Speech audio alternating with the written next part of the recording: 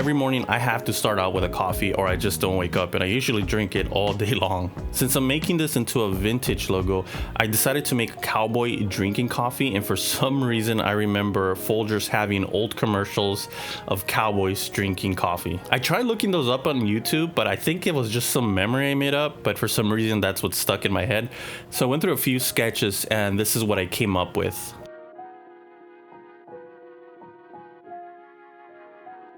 So let's go ahead and clean this up in Adobe Illustrator.